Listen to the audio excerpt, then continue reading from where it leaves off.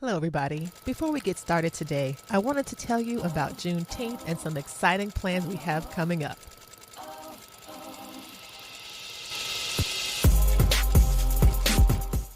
Juneteenth is a celebration of Black freedom. This year, the Stitch Please podcast will celebrate Juneteenth all month long under the umbrella of creative liberation. Inspired by Alexis Pauline Gumbs teaching us that freedom isn't a secret, it is a practice, the Stitch Please podcast will celebrate the many ways that Black women, girls, and femmes get free, stay free, and be free. Tune in for the entire month of June for some absolutely amazing episodes that you will not want to miss. See you then.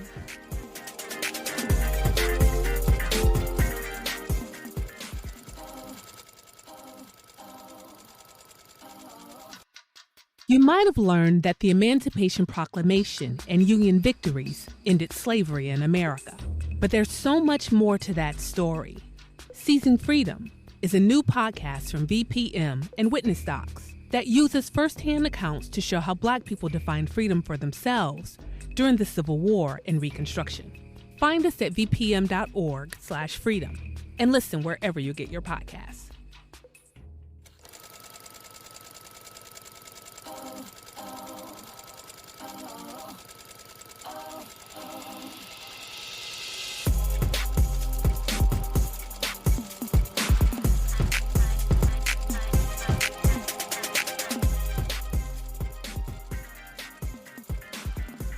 Hello, Stitchers. Welcome to Stitch Please, the official podcast of Black Women Stitch, the sewing group where Black Lives Matter.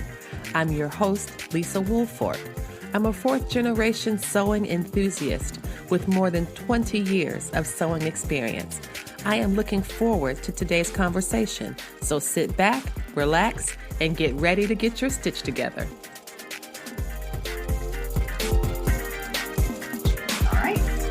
Hello, everybody, and welcome. You are listening to the Stitch Please podcast, and I am delighted to bring to your attention Lydia Diaz. Yay! She is also known as Clever Girls Crafts on Instagram. She does fantastic work. She is a YouTuber. She's got a shop on Etsy. She is a bit of a badass. I don't know if she likes to be badass. You know, she is a very active practicing Christian. You can tell this from her posts. I don't know if she likes cursing or not. We just met. I'm fine with it. Listen, I'm fine with that. So I'm going to say she's a badass, and I am so glad to have her here with us today. Thank you so much, Lydia. Welcome. Thank you for having me. I'm sorry it took so long. This is fine. Hey, it took the time it needed to take. Amen. And I am very glad to be here. So I wanted to talk a bit about how did you get started? What made you take the leap from being a crafter who was just doing things in her own home for her own edification to turn to making things like stickers and stamps and things like that? Like, what was the thing that got you going? Okay, so when I really started crafting to put it out into the world, if you will, I was not a crafter prior to that. It was like crafting for me started as a means of self-care, as a means of processing trauma. It was workplace trauma. Of course, there's, childhood trauma and everything else that we deal with being Black women, also, the world trauma. But for me, it was coming out of a work experience that was very mentally dangerous and leaving a company that I felt really drained my energy, drained my self-worth, really put me down into a pit. Okay. And so then I started doing watercolor paints, stamps. So just, painting the backgrounds really simply. I'm not a great painter by any stretch of the imagination. But then I love seeing how people would stamp on top of a dry background and then use embossing powders and the heat gun to raise the lettering or raise the stamp. And I was like, oh, that's so cool. I've never seen that before. Thanks, Instagram. I saw that on Instagram. I was like, oh, that's so cool. I want to try that. So I got the little heat gun. I got the stamps and the embossing powder. And I was like, this is so cool. How you can make your statement, the sentiment stand up off of the paper, off of the background, and it's glossy and it's sealed. It's not coming off. It's not washing off. The background is going to fade. When you're dealing with like paints like that, the background is going to fade, but the wording, the sentiment is going to stay. And so for me, like I needed that for me. It sounds weird, but like I needed that permanence. You know what I mean? Yes, it does not sound weird, Lydia. It sounds like an evolution. Oh, wow. Okay.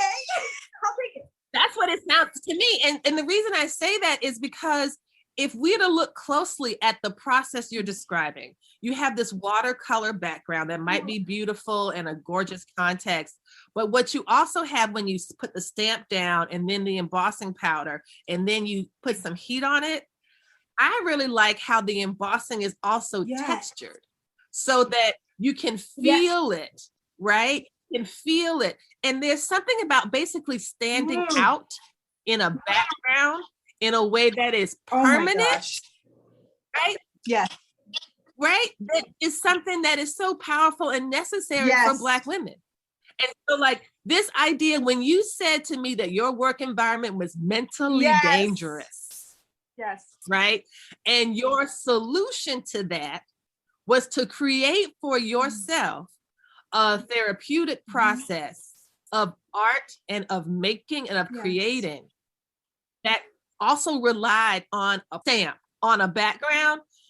It's like you're birthing yourself. It's like you are creating the life you want to live. And that's what you did. And that is why I think it's evolutionary. That really, wow. Like I really haven't processed it, you know, verbally with another crafter, to be honest, who understands. Wow. Like I'm now like absorbing that. And it feels, it's so true. Like I felt so lost in the sea of that company, washed away. And like, to be honest, like there was a lot of take and not a lot of recognition or give back or you're doing well. You know what I mean? And so, so it was a lot of outpouring. I feel as Black women, we pour ourselves out a lot, either into our community, our families, our work, our education, our children, you know, on the list goes, because we feel like that's what we were raised to do. You know, we see our matriarchs constantly pouring themselves out, you know, even the ones that are flawed were constantly pouring themselves out in some area, holding nothing back for themselves, you know, constantly empty. That's me also. I was raised by, you know, women. My mom, for all intents and purposes, was a single mom, even though I had a stepdad in the picture. She was still a single mom because she had to hold it down when he was acting the fool. And, you know, you see that. And so we do that in the workplace, don't we? We do that in the workplace. We do that in education. We do that with our families. We are bone dry at the end of the day, empty. And that's how I felt with the painting. It was like one day, this watercolor background is going to fade out. Like that's just the nature of watercolor in light. Okay. It's going to fade. Yes, it is. That's me. Like I feel like I was fading away. Yet there are statements that I want about me to last. You know, beyond me. Yes. And so you're right. Like as I'm absorbing that and processing, that's what it was. And so then like I started out using stamps that were created by companies and all that. But I had really gotten into, or I should say, really started appreciating the Bible journaling movement that was happening at that time. Like it was just like coming on the scene where people were Bible journaling. And I was like, oh, that's so cool. You know, I'm not as artistic as those folks, but man, I can appreciate it. And I was seeing the stamps and all that jazz. And so for me, I am not... I am more of a tomboy. I'm not sure if that's an okay term to say anymore. I'm not a girly girl. Okay. I'm not a girly girl. I'm not into flowers. I'm not into flourishes and all that. I like a bold statement. I like clean lines. And so I started to make my own stamps. Like you can design them and then upload them to like sites, and they'll make the clear stamps for you and mail them to you. So I did that. I was like, these stamps, like with these Bible verses, they're not really hitting for me. Like I I'm more of like a bold print, you know, clean, like I said, clean lines, skip the flowers. Like I just want the word. And there's probably some Bible verses about liberation that's not in those stamps. For sure. Oh, for sure. Absolutely. Like we got to move beyond Proverbs 31. Okay. So that was where I was. And so that's when I started to design my own stamps that way, not to sell, but just to create my cards, my work.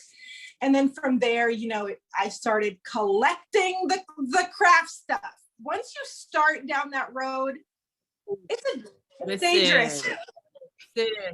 Sis, tell it. Let me tell you something, Lydia. I was trying to do, you know, some background research so I can come up with some decent questions and not embarrass myself. And I tried to go to your Pinterest. And when I got to Pinterest, they said, you must have an account to log in. And I was like, oh, no, ma'am. Oh, no, You're Pinterest. I will not. Pinterest is a cult. Yes. I stand by it. I have been involved in the cult. I was involved in the cult for many years. I learned a lot of amazing recipes, including a cinnamon bun pancake recipe. Wow, dangerous. That my children and everybody loved. I made that thing. I wore that recipe into the ground. But now you mentioned the word Pinterest to me, and I'm like, get thee behind me, Pinterest. Yes. I want nothing. I couldn't even look. I was like, I bet I'm just gonna go back to Instagram and look at her picture there, because you know it's so like you go to Pinterest and it's like, I want to cook that, I want to buy that, I want to wear that, I want to make that. I'm like, no, I don't need. I have plenty of ideas on my own, and so I'm just gonna work with those. Look, because Pinterest.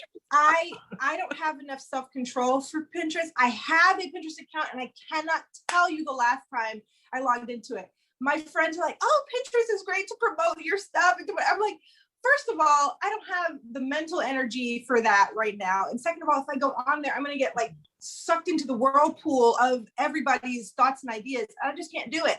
So if you had gotten onto my Pinterest, it had been hecka outdated. Stuff from probably 2 years ago. Yeah, you wouldn't have found much. So yeah, Instagram is where I live. YouTube is also a lot as well. I have stuff on there, but yeah, I don't play around on Pinterest. It's too dangerous. I mean, it's very dangerous. And what I just want to kind of go back and say another wonderful thing about you is that the embossing, again, I keep returning to this, but you are the embossing, and you are the person who is making these beautiful permanent statements. I love when you look through your Instagram, you can see your craft projects, but I also absolutely love the statements that you make on the way that either you are educating your fellow Christians about how they should be more liberatory minded, more loving and more inclusive, or you are getting people to think about legislative issues in your community and in your state. You are saying the names of Black folks who have become ancestors before they've even had a chance to become adults. You are saying these things, and you are helping people to access information that perhaps they would not have found otherwise, or they would not have deliberately sought out. And so that leads me to a question that I know that I get a lot, and it's about the combination of what some might believe are disparate things. Like, okay, there's crafting, there's resin crafts, but there's the Bible verses and Bible journaling, there's the political and social engagement. Why are all these things together when they should be separate? But you've done such a beautiful job of having this work so well organically, as well as aesthetically. Can you talk a little bit about why that's important to you, or what prompted you to start, if a prompt was necessary, to start pursuing your craft in a way that is connected to important issues in the world? So I feel like the prompt, if you will, other than just being Black in America, is really last year with everything that we saw with Ahmaud Arbery, George Floyd, Breonna Taylor, happening in such a compounded way, and the uprising in our community, as well as with active allies who were like, enough is enough. It was just, we're always aware of it. We're always aware of these things. You know, we don't live in a bubble. We understand that these things are happening. It's a part of our lives. But when I saw how few companies and few crafters and few whatever were talking about it, it hit my heart.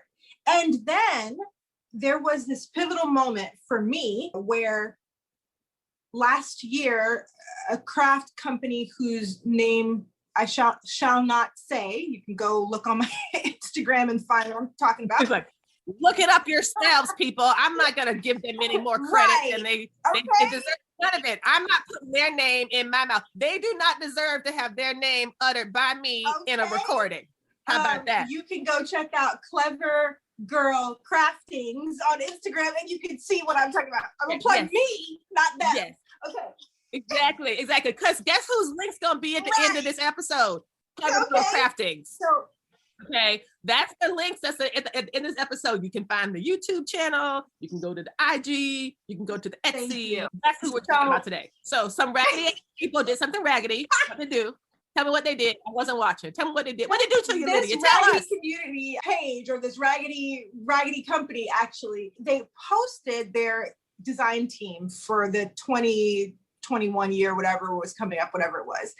And it was 13 white presenting women. And it was after everything that we had been through, late summer. Did they put up a black square? Did they put up a black square? I don't even remember if they did. They have a black square when they had a black square because they felt bad for the blacks.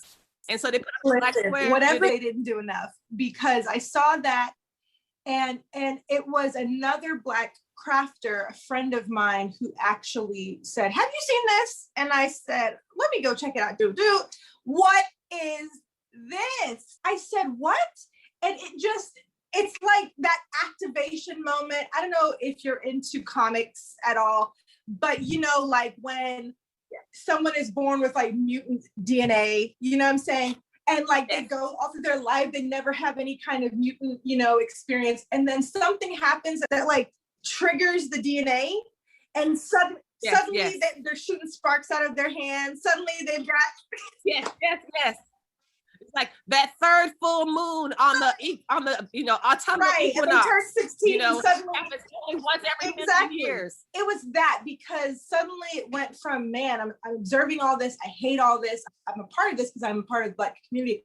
But it was like, how dare they? And then I made a video, and that began the outspoken and the choice to then use my crafting account to then speak about these issues, because like we were saying earlier, this is us. We are crafters, we are Black women, we are people in our communities that have experienced these things or witnessed these things. We are the ones who these things are targeted at. So why shouldn't we use our platforms? And a brief segue, if you will, on that. I don't know who started the rule that, your social media account, whatever, has to be really targeted on one thing, find your niche and all this kind of stuff. Listen, my niche is creating beauty. And sometimes beauty is calling out the BS. Beauty and kindness and all this is confronting white supremacy or the white supremacy delusion and saying, this is unacceptable. Sometimes there's beauty in confronting the ugly. And so that's right. And so I don't know who started that whole thing about, you have to have a niche in order to be, successful on Instagram and all that kind of stuff. I don't care about being successful on Instagram. What I care about is the liberation, the dignity, the empowerment, the success and thriving and flourishing of my community and my people, and others who are lifted up, who don't belong to the Black community, but others who are BIPOC or trans, LGBTQ, who are lifted up by Black people lifting up. You know what I'm saying? Yes. And yes, I do. It's like they say, a rising tide lifts all boats. And the way that that marginalization has worked in this country is that Black people occupy a particular role of oppression. And that not unique, not that nobody else is oppressed, but particularly Black oppression has been used to drive the engine of the United States. Yes. Right. And that's why, in 1619, Black folks are denied citizenship. Black folks are denied the rights to carry guns, the right to look white people in the eye, like all of these things that and so there's a theory in organizing that if you focus liberation efforts on the most marginalized and you create an equitable system that works for the most marginalized, then by default, by a chain reaction, the system will work for everyone. Exactly. Everybody. So instead of, sometimes we have this rights discourse where I think white people feel like they're going to lose something, right? They think of rights as like a pie. And if you get rights and I get rights, and then we get the, Black trans women get rights and these people get rights, and it's less rights for us. And it's like, that's not how rights works, Exactly. And so that's, I don't know. So that's exactly how I feel about it. My account then became, a place for me to once again process trauma and hopefully uplift others in the process of acknowledging it, speaking on it, calling it out. And especially but also in being a Christian, I felt that and I still feel, I still feel that there is a powerful silence that comes from the American church. I cannot speak for any other country or anything like that. I'm talking about the American church is very silent, or white American church is very silent on the injustices that we see every single day. And if they're not silent, they are co-signing it vocally. And so for me, I said, this is not what I'm seeing in scripture. This is not what I'm studying as I open my Bible.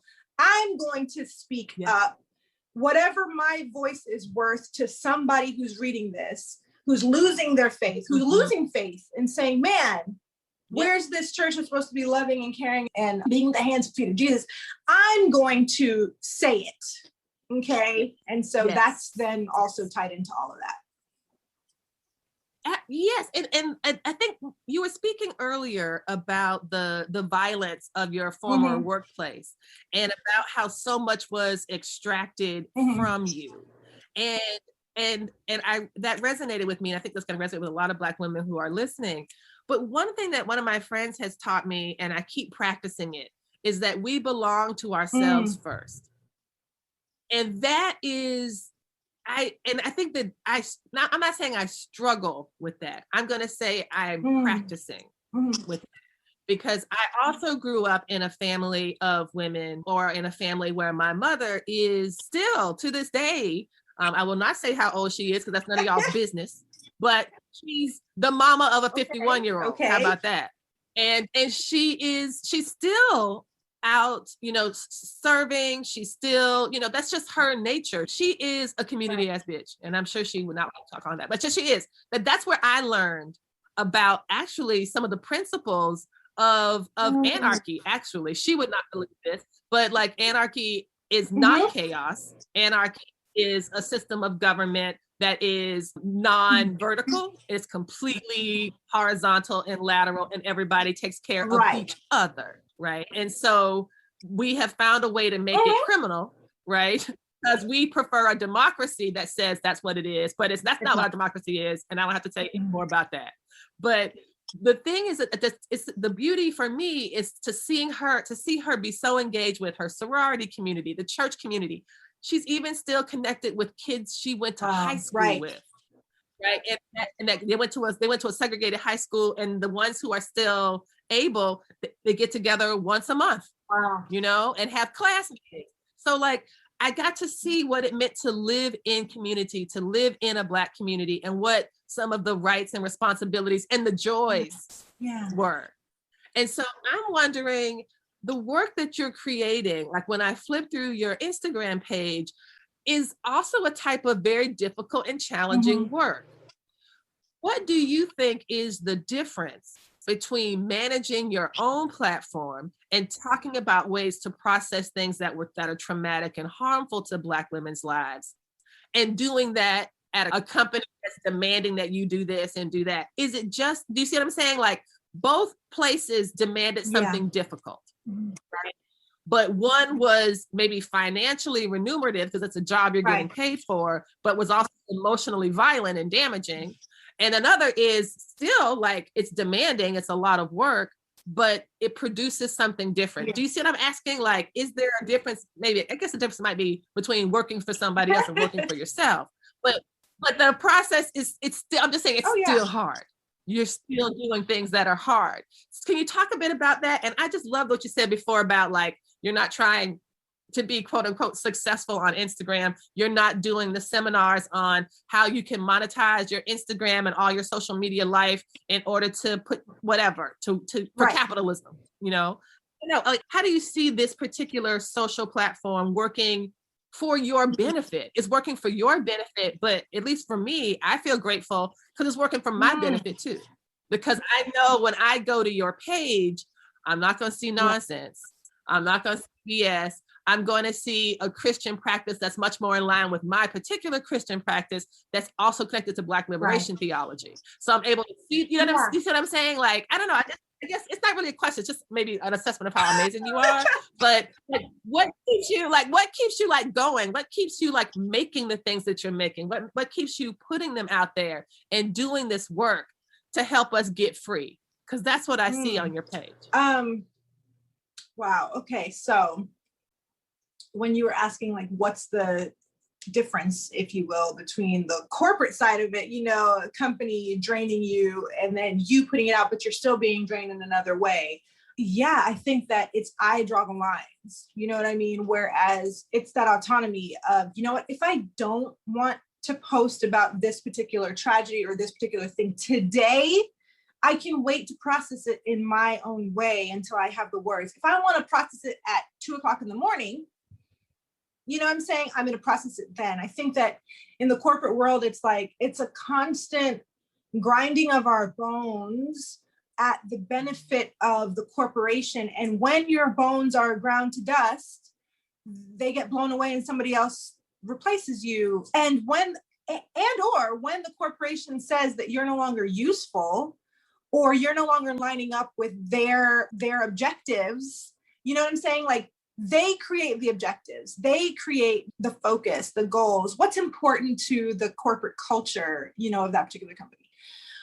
For me, it's like, this work is what's important to this body, you know what I mean? And for me, that's going to be rewarding in ways that financial reward can never touch. Because, you know, like the Bible says, you can sell your soul. You know what I mean? You can pursue every treasure of this world and your soul is depleted to the point of death. Yes. I have been there. I have been making 6 figures a year in that company that was draining my soul to the point of death, to where I would sit down and I'm going to put it out there. I would be in the smallest closet in my house. And it was a tiny little towel closet in the bathroom. Mm-hmm. And I would get in there on the floor with my Bible and I would close the door, you know, away from my kids. They're asleep, my husband's asleep. And I would cry, weep for hours because of how I felt being in that company. I would weep on the floor in a closet. Yeah, it became a prayer closet. Not gonna lie. Yes. I mean, Yes. But the kind of prayers and the kind of sadness that I was experiencing was really unhealthy. It was really mentally unhealthy and depression and all the rest of it. Yes. So great, I have a 6-figure income, but my soul is overdraft. You know what I'm saying? Like, yes, I'm paying fees that I can't. I'm robbing Peter to pay Paul in my spirit. Yes. To pay these fees that this corporation is withdrawing constantly. And it's never enough. It's never enough. You are never caught up. You're never caught up. You never get paid up. The account is never even. They're never like, oh, congratulations, you have done this thing. Well done. Now we can pivot the way that your work operates and you don't have to pour out the contents of your heart into this thing. Like, again, yes, the demand. You're always a friend. You will forever be, well, speaking of me, finally realized you will forever be in the red, Lydia. Yeah. That, like, really. And like, as I prayed, I'm like, Lord, help this to be easier, help this to balance out. Da, da, da. And he kept saying, the problem is the company. Leave the company. Leave the company. Like, Lord, why you want me to be broke, Jesus? What I ever did to you? Right. Jesus, right. Are you serious? Jesus, have you seen my bank account? You see all the money in my bank account, Jesus? Because that money came from that company. Okay. So and that's really what it was. But that's really what it was. That was really the struggle. It's that coming from a background where money was always an issue when I was growing up, financial insecurity and instability, that was my driving force. I never wanted to be rich. Okay. That's not who I am or what. I just wanted to be stable. Yes. I just wanted to be financially stable. And I hadn't even started thinking about generational wealth and all those things. I hadn't even come to that point in my understanding at that point. I just wanted to be able to continue paying my mortgage and, all these kinds of things. And that's what kept me there. And I was like, but if I leave, I'm going to lose everything. I'm going to lose my house. And sure enough, it's like, what do you care more about? Your peace or this property? You know what I'm saying? Girl, the peace of the property, girl. which then ties into what we're seeing across the country with certain folks who claim to believe in the Lord talking about property over people. Oh yeah. Property over people. They love all a the time. CVS. Goodness forbid a CVS get burned down or a Wendy's. Because goodness forbid. Yes, it's sad that man got murdered, but hey, should the Wendy's have to pay? Right. Wendy's with how much of insurance and all. Come on now. Anyways. We're really sad about you blacks having such a hard time of it. But what did that poor innocent CVS ever do to you? Okay. I'm like, do you know how property of the people? They throw CVSs everywhere. Even people don't even want the CVS. They're like, hey, we were gonna give you one anyway. Here, your community wants CVSs. Starbucks on every corner. Okay. What I was experiencing there on the individual, which was, property amassing, over my peace, is what I feel that because I was spiritually educated by the white American church, which if their values tie into property over people, then as someone who is spiritually educated by the white American church, don't I then start to value property over my peace? Yes, you do. You know what I'm saying? And so that time period before coming to crafting, where I was having that spiritual struggle of let it go, Lydia, you got to walk away from this, whatever, was so breaking and so hard. And sure enough, I'm going to be completely transparent with you. I left the company, started crafting. We could no longer afford our home. We sold our home, thank God, with a profit, paid off a lot of debt. Thank God, once again, that's important. Moved into a very small apartment. Okay. Rebuilt a little bit and got life back on track in other means. But that's the thing. You have to be willing to say, what is more important? My peace, this property, this profitability, this prosperity, quote unquote, or peace and people. Yes. You know what I mean? I do. And so that's what is permanent for me. Like the souls of human beings is permanent. Yes. Like going back to the embossing. That's what's important is the souls of human beings. And so how can I use my platform, use my crafting, use my talents? Yes. And I say that with air quotes, to help people see that their souls are important to me. You know what I mean? We all want to matter. Yes. To those around us, like LGBTQ community, trans kids who already feel like they don't matter, that they're disposable.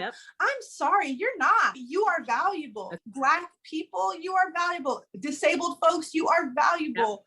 And I feel like in this society that we live in, it feels like all of those that I just mentioned are the acceptable loss. You know that when you're in a corporation or you work retail even, okay? Because I work with retail, I'm not sure about you, but way back in the day. Sure did. There is a certain amount of understanding every quarter that there's going to be loss. There's going to be some theft. There's going to be that's how they call it shrinkage. They call it shrinkage. There's going to be some shrinkage. Right. There's going to be theft. There's going to be product that comes in damaged. There's there's going to be product that is damaged on the floor, things like that. And they work that into the bottom line and they say, okay, this is the number that we're expecting. And of course there's loss prevention and all that jazz, but they know, these corporations know that there's going to be a certain number and that's acceptable. They work it into the bottom line. For me, lately, I have been feeling as though my Black life is the acceptable loss, that somewhere along the way, the white powers that be sat there and wrote out, per quarter, this is who we're going to lose. Yes. It's going to be Black people. It's going to be disabled folks. It's going to be trans kids that feel like that they have to take their lives over coming out and exploring who they really are. It's going to be gay people. These are the acceptable loss. Right here, bottom line, that's fine. Yes. So when you lose that friendship with that quote unquote white ally who you said that one thing to, and she finally said, you know what, I can't follow you on that one. That's not. That's a bridge too far. I want you to be free, but I don't want you to make me uncomfortable. Right. You have become the acceptable loss. She's okay with losing your friendship because it was always you were the acceptable loss. Mm-hmm. When you go to your job and say, you know what, we haven't taken a stand on these issues and these things, there's workplace trauma going on here. Steve is saying things that's really inappropriate. Jana is, doing some stuff that's really making me feel uncomfortable. Even though when you were hired, they said they care about diversity, just come to me with anything, Austin My door is always open.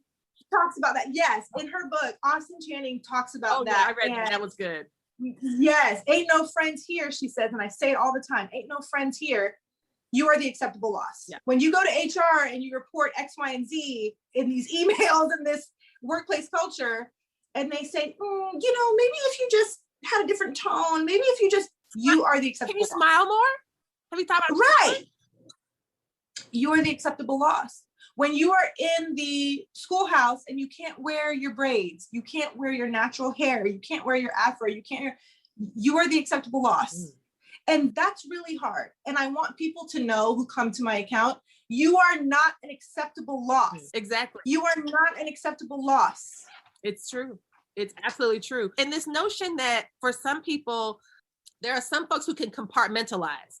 And I think, and by some folks, the way that white culture seems to operate, or at least the way I've identified it in my own experience as someone who's a quilter and a sewist, that they think about the issues that apply to the lives of Black people as something completely separate and removed from the craft or from the sewing machine company or from the fabric company, that crafting and sewing is simply a neutral activity that anyone can pick up and have access to in the exact same way, which is ridiculous because the way that America is set up, which is a country that was designed this way, based on division and based on segmentation, there has never been a way that Black folks could just roll up into something. What in America is equal opportunity? Like nothing, not even going to prison. Nothing is equal. Not even death. Not even death. Not even being murdered. Not even being none of that is equal. So why would you imagine that this would be any different? And I think that sometimes, at least for myself, I have to, and this was before I started to be much more, forward speaking about these things, which I can't remember when that time even was, honestly. I've always been pretty forward speaking. But thinking about this, connecting it to sewing in particular, is to realize that the same issues of white supremacy that invade the workplace, that make things difficult and painful for Black folks, are the same people creating very similar systems in even our recreational lives. Right? Mm-hmm. So when you go to the craft store, when you go to pick up a sticker book for your planner and everybody's white, and you're like, I don't want white women in my planner. But yeah, it's true. And seriously, there's a sticker company, I'm not going to say who, but I'm really supportive of them. They do great work. And I'm like, why can't all the stickers be Black? Why do you have to have one blonde white woman in there? Because they don't throw one nappy-headed Black girl in their books.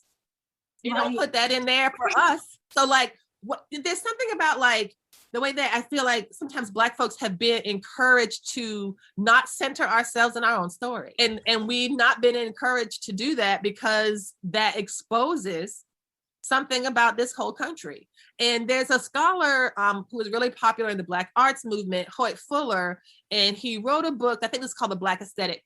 And basically he said this line, which was stunning. And he says, the facts of Negro life accuse white people. The facts of Negro life accuse white people. I think that's actually still true. I think he wrote it in like maybe 1967 or something. But it's still true because there are things that happen to us, that happen to Black people in this country that are only possible because of white supremacy. Yes. And even if a white person is not, and again, I know you know this like, oh, well, I'm not racist, but, and I think it was Shannon Sharp said it was so good. He says, all these people out here saying, I have Black friends, these white folks saying I have Black friends.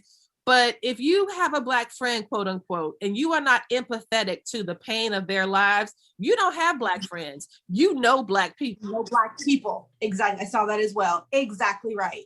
You know Black people. They love to draw out the Black friend card when someone drops you're a racist card. This is not Uno. This is not a reverse card. This is not your get out of jail free card from Monopoly. No, don't think bad of me. I know a Black person. It's like, do you know how many white people I know? Honestly. You can know Black people. You can have Black people in your family. You can have gone to college with Black people. You can have a biracial grandchild. You can have all that. You can be sleeping with Black people currently and be racist. Let it be known. Oh my gosh, yeah. This, like every single enslaver, right? Okay, had Black people in their home. In family. Okay. In family, in their bed, and they were racist. This is what you descend from. Yes.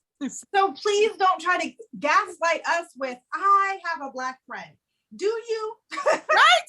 I'm like, and does your Black friend know you talk about her like this? Because and also it's really interesting in conversations with people who show racist traits or tendencies, whatever, people who are racist, when they throw out that card, it's okay, but let's examine the friendship. What is the friendship? Okay? Because I've got acquaintances and friends and all that kind of stuff, but there's very few that I'm sharing life with, that I am very vulnerable with. Like maybe there's 3 people aside from my husband, obviously, and actual, like my sister, my mom. I'm talking about friends that I actually share the tears with. You know what I'm saying? Like share the heartache with, share the trauma with. If your Black friend, big air quotes around friend, is not calling you when ish hits the fan, the Black community, and like pouring out the depths of themselves through anger, through rage, through sadness, through tears, if they don't feel comfortable to do that with you, have to then say you have a Black acquaintance or you know Black people. It's true. It's absolutely because I'm not sharing my trauma and my, all that with random strangers, really. Although last night I went on live after hearing about the murder of Ma'Khia Bryant, and I was just very open and vulnerable in that moment. But it wasn't a platform or a way to hear what white people had to say about it. This is my grief. You can't respond. I don't need your response. And see, friendship is, I'm going to share my grief. You're going to respond. You're going to share your grief. You're going to weep with me. Yes. You're going to grieve with me. Yes. We're going to rejoice when we rejoice and grieve when we grieve. That's not the same thing. If you see a Black person on live, on YouTube, on Instagram, sharing their grief and being open with their anger and rage in the moment of hearing about another Black life taken by a police officer, that's not y'all being friends.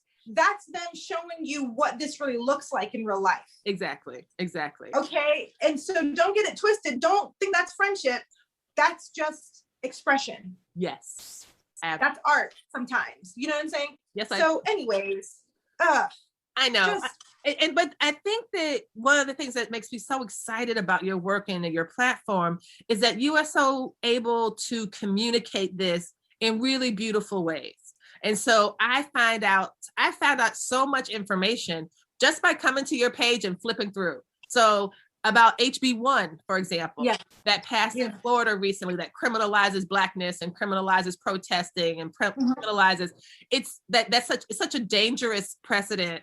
And I learned about that from you. I learned about that, you breaking that down, putting it in your very special frame that's easy to recognize. The one that you designed with, I think it has a little bit of a watercolor background. Yeah, and it's something I made on my iPad. Yeah, like, the Procreate. Love Procreate, y'all. Love it. I have Procreate. I have it. I bought it, and I don't know how to use it, and I need to take a class. That's what I need to do. Seriously, because YouTube it. I want to like learn how to do like relaxing digital coloring. That's what I want to learn how to do. I also have coloring books, but the thing that I'm so excited about this work that you have created through the Procreate software is that it communicates so effectively and so cleanly these very important and complex topics. And I was really grateful to learn about HB1 from you. Yeah. I really was. Do you want to talk a little bit about it, about how horrible it is, and like what you think that because I really feel like you're communicating something so beautiful in doing this particular form of advocacy. Yeah, I feel like HB1, and we're talking about in Florida here, our governor is a clown. And so he is threatened by Black people using the full extent of their voting powers, of their voice, of protest, of our constitutional right to express when the state commits an injustice. You know what I mean? Protest is our constitutional right. Yet it is threatening to those who want to hold power close to their chest because it calls them out. You know what I mean? And so they have said that, oh, it's about, damaging property and this, that, and the other and whatever. And the protests that we saw, they never call it a protest. They call it a riot. When you don't pass the paper bag test, it's suddenly a riot. It's definitely, on the way to the Capitol, that's a protest. But if you're blocking a highway, you deserve death. But in the Capitol is something we should all be able to have separate opinions about. And don't the people have the right to take their concerns to the government? It would be laughable if it weren't deadly. Yeah, okay, it's true. So the governor here, and I'm sure across the country, there are other states trying to do the same thing. There are. That he has signed a bill into law, it passed the House, passed the Senate, to limit our right to protest. And it says things like, groups of 9 or more. That sounds like some slave code bullshit. Like, three Negroes cannot be assembled without the presence of a white man. Exactly. And then it talks about, if you're blocking a highway or a roadway, essentially someone can run you over and kill you and they cannot be sued by the family of the victim.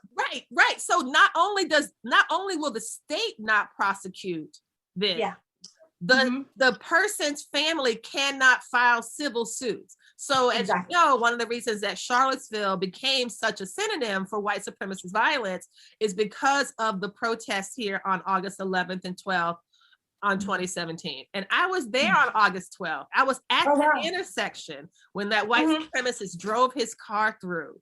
And we woke up screaming for months. It was a nightmare. It was chaotic. It was violent. It was 19 people injured. Heather Heyer was killed. It was just like so through a weird series of events, my husband and I had gotten separated at the protest, and he was ahead of me, and he looked to see where I was. So he turned around to find me, and I saw him, and I started running toward him. And then there was this bang. Oh my gosh. And then I looked up and all I saw was a shoe flying in the air. And that was someone who had been hit by the car. And I knew that boy. I knew that boy. I knew the boy who had been hit by the car whose shoe was up in the air. Later, I learned all this information. But what the Florida law allows is that is okay. that is what the Florida law allows. And there's quite a few laws in quite a few states that are basically saying if someone's blocking a roadway, you have the right to drive over them. Exactly. And there's no part of their thinking that is even thinking that it's going to be one of their own, if you will. No. Okay. They're not making rules for themselves. They're making rules for us to keep us in check and in line. Yes. And so this law that has now been signed into, bill that's now been signed into law last week with, let us not forget, a huge panel of the Polk County Sheriff's Department standing right behind the governor, a panel of maybe 30, 40 white men and a couple of white women, not a Black person in sight. And even if there was, it wouldn't change anything. Nope. Laughing and just the evil that I felt in that moment as I watched that. It was just like, we've got them now kind of thing. Yes. We're going to make Florida great again. We're going to make Florida great again. Right. And we are going to make sure to keep these coloreds and these allied outsiders from helping us turn Florida into the vacation spot of America. And so we can come here and enjoy and be tourists and not think at all about the racist and violent history that is the foundation of Florida from the displacement and murder of the Seminoles that we then will now turn into a mascot for one of our state universities and do this whole, and then we make the conversation about, is the chop okay or not? As opposed to saying is genocide okay, right? We have the easy conversations and we will never have the hard ones because we really don't want to change. And so it's everything and beyond. Yes. So this law is just the tipping point. It's just the tip of the iceberg. Because then it opens the door like a wedge. For more and more legislation and laws to come through that are going to limit the voting rights, of course, of Black people. Yes. It's very. And then when our voting rights are suppressed, then of course certain lawmakers stay in office when they shouldn't.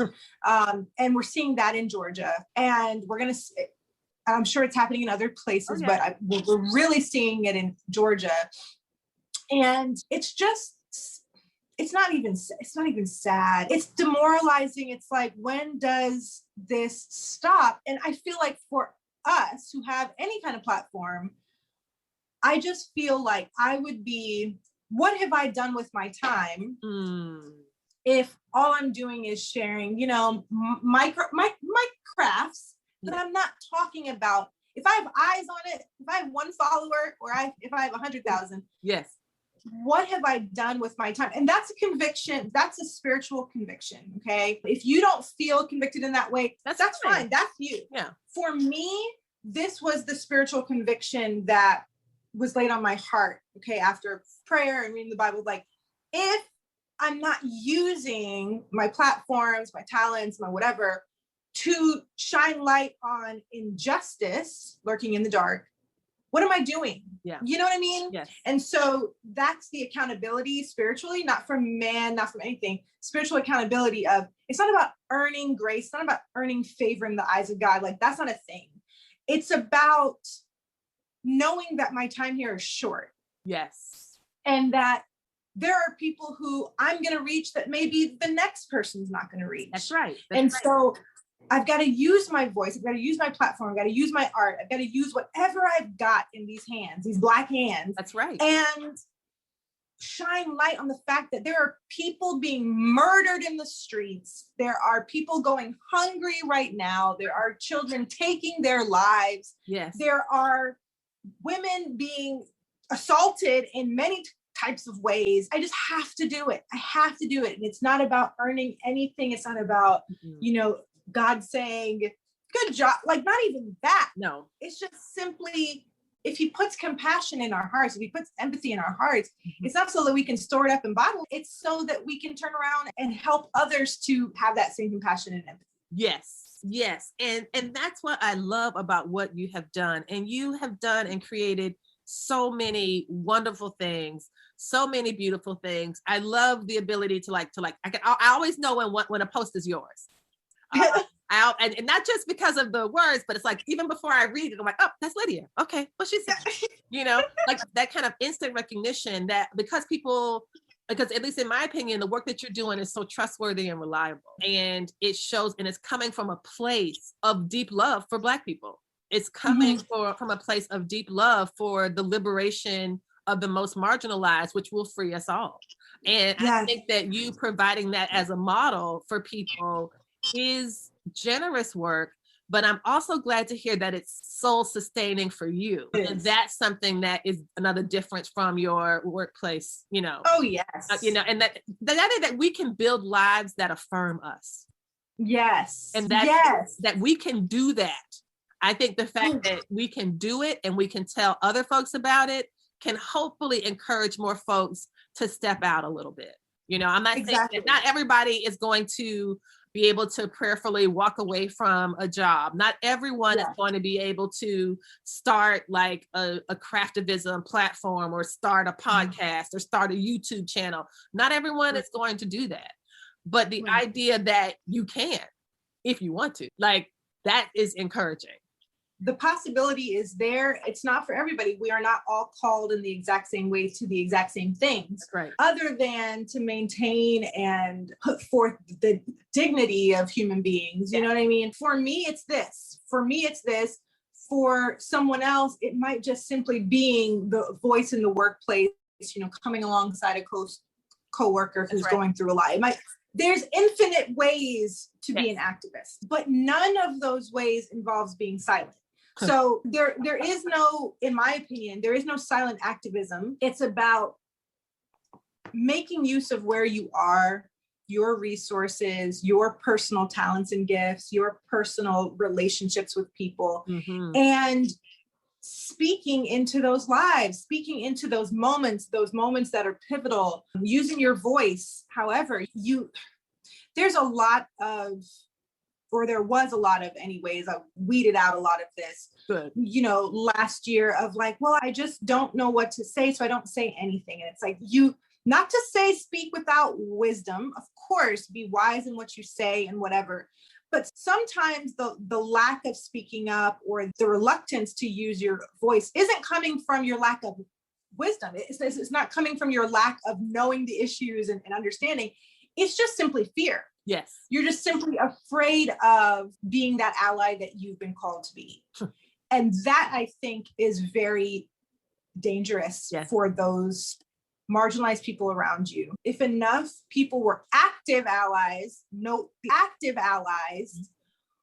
I don't feel like we would see as much workplace violence as we see regarding, I'm talking about like, the HR memos and the meetings and the isolation. Yes. There wouldn't be that kind of workplace violence there because the culture would be, hey, we got active allies in this place and they're willing to use their privilege and their voice to say, that's not okay. Right. That's not okay.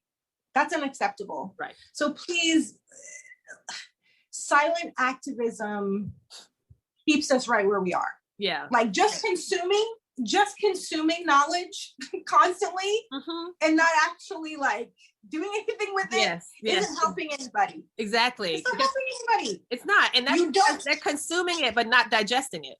Right. Right. It's just sitting in your gut. For what? For no reason. And also I don't like how that switches the emphasis, right? Onto that your efforts now need to be targeted to the path of persuasion. Oh, let me help persuade you, reluctant white ally, that this is how you can do the bare minimum. And people will give you cookies. That's not interesting in any way. That's not it. That's not it. I am so sorry to say that we have to wrap up. We've been talking for like an hour. This is amazing.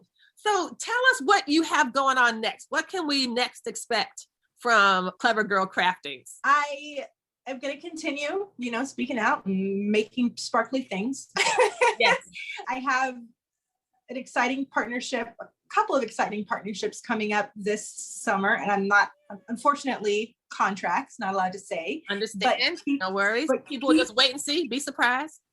Please keep your eye out. I'm really excited to just continue evolving, as you put it, the evolution And I haven't ever looked at it that way. And so I thank you for that, because I'm going to continue processing that. But I'm just very excited to see what the next phases of my evolution are, through my craft, through my art, through my words, through the Lord. And so I hope that I encourage others to stand up and say something, you know what I mean? To link arms and let's tackle these issues together. Yes. I think that's a wonderful note on which to end. And on that note, thank you so much, Lydia Diaz from Clever Girl Craftings. I will include all her social media links at the end of this episode so you all can find out more about Lydia. Thank you, Lydia. You're amazing. Thank you for having me. Thank you.